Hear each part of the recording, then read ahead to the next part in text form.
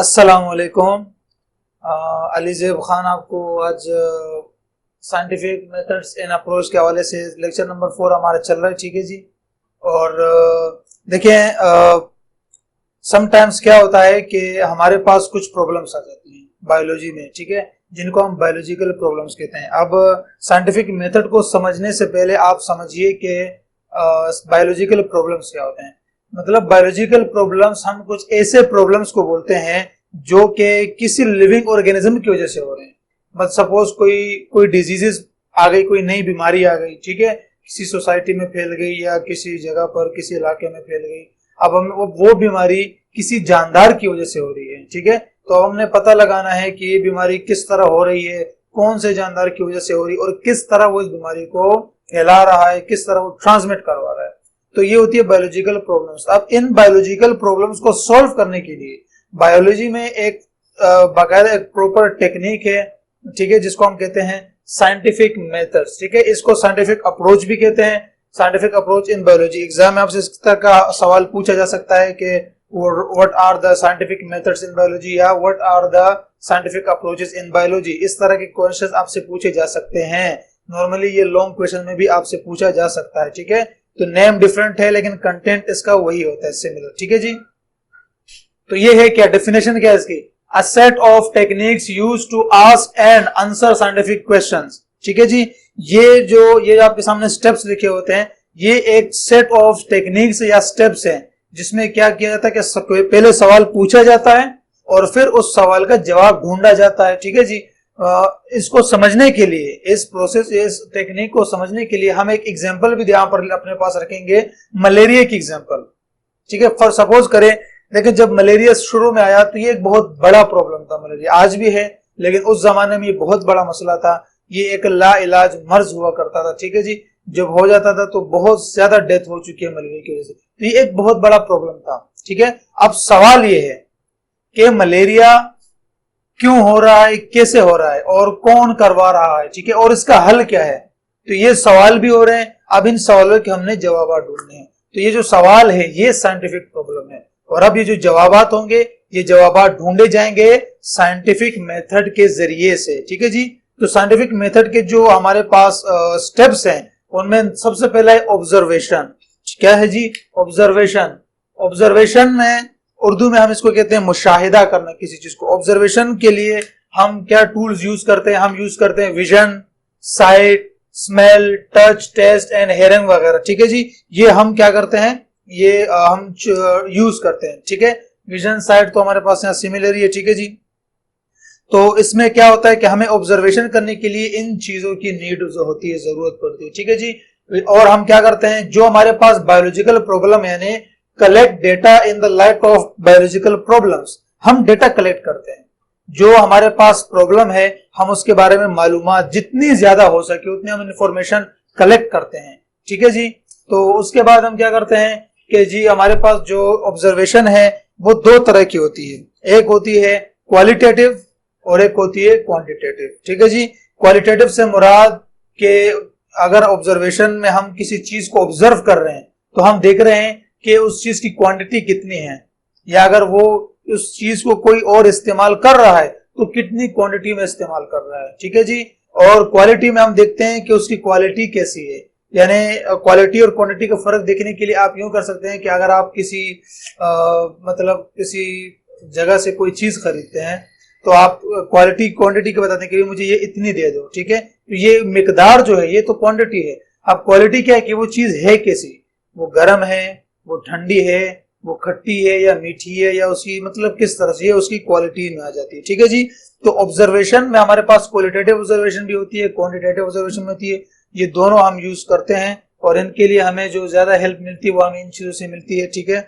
और ऑब्जर्वेशन में हम क्या करते हैं कि हम चीजों को ऑब्जर्व करते हैं, ठीक है। जैसे कि अभी हमने मलेरिया की एग्जांपल पढ़ी, हमने पढ़ा कि जब मलेरिया आया तो ये बहुत बड़ा मसला था हमारे पास, ठीक है। अब हुआ क्या, ऑब्जर्वेशन जब मलेरिया के लिए की गई तो क्या किया गया कि जिन जिन लोगों को मलेरिया हुआ है तो उनका ब्लड सैंपल लिया गया।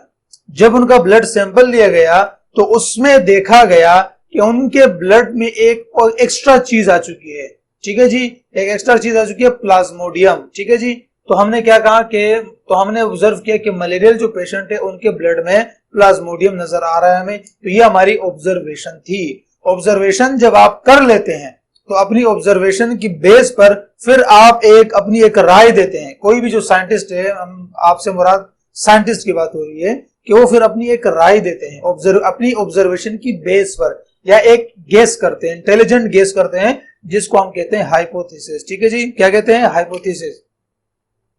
हाइपोथेसिस में क्या है? ये एक टेंटेटिव एक्सप्लेनेशन या आइडिया है। टेंटेटिव से मुराद कि ये चेंज भी हो सकता है, ये पूरी तरह से कंफर्म नहीं होता, ये जितना सही हो सकता है उतना ही गलत भी हो सकता है। इट मे बी राइट और रॉन्ग।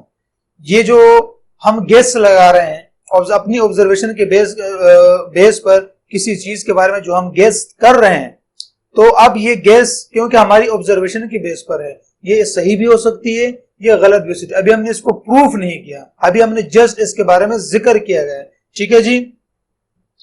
फिर उसके बाद it is an intelligent guess होती है। एक गेस तो वो होता है जो हम आमतौर पर लगा देते हैं बिना सोचे समझे, बिना कुछ किए, नहीं तो हम कुछ भी बोल देते हैं, ठीक है ना।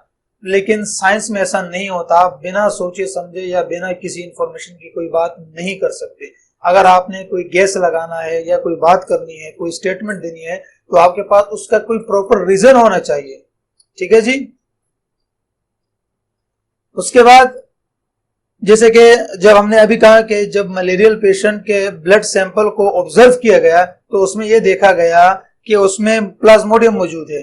तो ऑब्जर्व करने वाले साइंटिस्ट ने यह कहा कि malaria is the cause of, Plasmodium is the cause of malaria. यानी कि क्या है कि प्लाज्मोडियम जो है वो मलेरिया की वजह है। क्यों? क्योंकि उन्होंने ये देखा कि दो सैंपल लिए, एक जो मलेरियल पेशेंट है और एक वो जो नॉर्मल है जिनको मलेरिया नहीं हुआ। जब दोनों के ब्लड सैंपल को उन्होंने ऑब्जर्व किया तो उन्होंने देखा कि जो नॉर्मल लोग हैं जिनको मलेरिया की बीमारी नहीं हुई है, उनके ब्लड में प्लाज्मोडियम मौजूद नहीं है, जबकि जो इनको मलेरिया हुआ है उनके ब्लड में प्लाज्मोडियम मौजूद है। ठीक है जी। तो इस तरह उन्होंने एक अंदाजा लगाया कि प्लाज्मोडियम जो है ये मलेरिया की वजह है। ठीक है। ये वैसे बाद में ये पार्ट जो भी मैंने बताया ये एक्सपेरिमेंट में आगे भी मौजूद है। ठीक है, लेकिन मैंने आपको यही पे बता दिया है। अच्छा जी, तो हाइपोथेसिस के बाद हमारे पास जो थर्ड हेडिंग है वो हमारे पास है थ्योरी। ठीक है जी।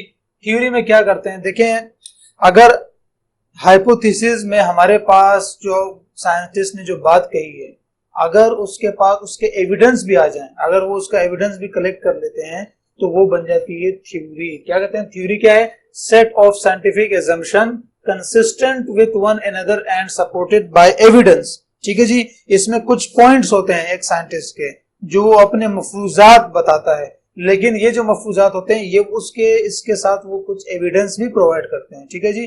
फिर उनको हम कहते हैं थ्योरी। लेकिन ये थ्योरी जो होती है ये हाइपोथेसिस के मुकाबले थोड़ी सी स्ट्रॉन्ग होती है। इसके जो पॉइंट्स होते हैं थोड़े से स्ट्रॉन्ग होते हैं, क्योंकि हाइपोथेसिस में एविडेंस नहीं होता, यहाँ पर एविडेंस आ जाता है। एविडेंस इनके पॉइंट्स को स्ट्रॉन्ग बना देते हैं, लेकिन अभी तक ये पूरी तरह से साबित नहीं हुए होते। ठीक है जी। तो उसके बाद क्या होती है? एक्सपेरिमेंट आता है। क्या आता है? एक्सपेरिमेंट। एक्सपेरिमेंट में क्या है कि जो बातें थ्योरी में कही गई हैं, अगर वो प्रैक्टिकली हम उनको अप्लाई करें, हम उनको देखें और वो बार बार सही भी साबित हो रही है, तो एक्सपेरिमेंट में हम क्या करते हैं? हम थ्योरी के पॉइंट्स को देखते हैं, आजमाते हैं, उनको अप्लाई करते हैं कि क्या वो पॉइंट सही भी है या नहीं है। देखिए, जैसे हमने मलेरिया की एग्जांपल पढ़ी कि उन्होंने कहा कि जो प्लाज्मोडियम है वो मलेरिया की वजह से, और सॉरी, मलेरिया जो है वो प्लाज्मोडियम की वजह से हो रहा है। ठीक है। तो फिर बाद में उन कुछ पेशेंट्स को इकट्ठा करके उनके एक्सपेरिमेंट पर किए गए, 100 मलेरियल पेशेंट्स को और 100 नॉर्मल पेशेंट्स को। ठीक है। दोनों के कई दिनों तक अंडर ऑब्जर्वेशन रखा गया, देखा गया कि क्या चेंज है। आफ्टर ऑब्जर्वेशन, आफ्टर जब उनको देखा गया तो ये चीज देखी गई कि जो मलेरियल पेशेंट है, कई दिन गुजर जाने के बाद जब उनका ब्लड सैंपल लिया गया तो उसमें वही प्लाज्मोडियम मौजूद था और उन सबको एक ही जैसे सिम्टम्स शो हो रहे थे, जबकि जिनके ब्लड में प्लाज्मोडियम मौजूद नहीं था वो नॉर्मल थे। तो इससे ये बात साबित हो गई कि जी ये जो वजह है मलेरिया की, ये प्लाज्मोडियम ही है। ठीक है। अच्छा जी, अगर तो ये कंक्लूजन की भी कहते हैं, इसको हम साइंटिफिक लॉ तो नहीं कहते हैं, इसको हम कंक्लूजन कहते हैं। ठीक है जी, जो यहाँ मैंने शो नहीं किया, लेकिन वैसे आपके बुक में जो ज्यादा बेहतरीन वर्ड यूज हुआ है वो साइंटिफिक लॉ है। अच्छा, अगर थ्योरी को बार बार अप्लाई करने के बाद वो थ्योरी सही साबित हो रही है, ठीक है, if theory is valid again and again then it is called scientific law. क्या कहलाता है? Scientific law. जैसे कि हमारे पास मेंडल का लॉ मौजूद है, अगर आपने जेनेटिक्स का चैप्टर जब इंशाल्लाह हम आगे पढ़ेंगे तो हम उसमें मेंडल्स लॉ पढ़ेंगे, जो डिफरेंट टाइप्स के मेंडल्स के लॉ ऑफ सेग्रीगेशन है, लॉ ऑफ डोमिनेंस है, ठीक है। तो उस वक्त मेंडल साहब ने वो एक थ्योरी पेश की थी कि अगर हम इस तरह से जानदारों की मेटिंग करवाएंगे तो हमारे पास इस तरह की वैरायटी आएगी, ठीक है। बाद में जब उनको प्रैक्टिकली अप्लाई किया गया तो वो बिल्कुल सही साबित हुए, तो वो क्या बन गए? वो मेंडल्स के लॉ बन गए, ठीक है। तो थ्योरी में क्या किया जाता है कि जो हाइपोथेसिस में जो पॉइंट्स कहे जाते हैं उनके साथ सबूत कलेक्ट किए जाते हैं और उसको थ्योरी की शक्ल में पेश किया जाता है उन पॉइंट्स को, ठीक है। फिर उनको एक्सपेरिमेंटली अप्लाई किया जाता है क्या वो कितने हद तक वो सही है। अगर वो सही साबित नहीं होते तो वो थ्योरी ही रहते हैं, ये उस साइंटिस्ट की थ्योरी कहलाती है, ठीक है। और अगर बार बार उसको प्रैक्टिकल तौर पर अप्लाई करने के बाद वो चीज सही साबित हो रही है तो फिर वो क्या बन जाता है? वो साइंटिफिक लॉ बन जाता है। तो ये हमारे पास था साइंटिफिक मेथड पर एक मुख्तसर सा हमने पढ़ा, उसको डिस्कस किया कि साइंटिफिक मेथड क्या होता है बायोलॉजी में। ये बायोलॉजिकल प्रॉब्लम्स को सॉल्व करने के लिए एज अ टूल यूज किया जाता है, ठीक है जी। इसके कई स्टेप्स होते हैं, ऑब्जर्वेशन है, हाइपोथेसिस है, फिर थ्योरी है, फिर एक्सपेरिमेंट है, फिर कंक्लूजन भी आ जाता है, उसके बाद साइंटिफिक लॉ भी है, ठीक है जी। तो यहाँ तक आज का लेक्चर हमारा इतना ही था। अगर इस लेक्चर में आपको कोई सवाल पूछना है तो आप कमेंट कर सकते हैं। बहुत बहुत शुक्रिया। अल्लाह हाफिज।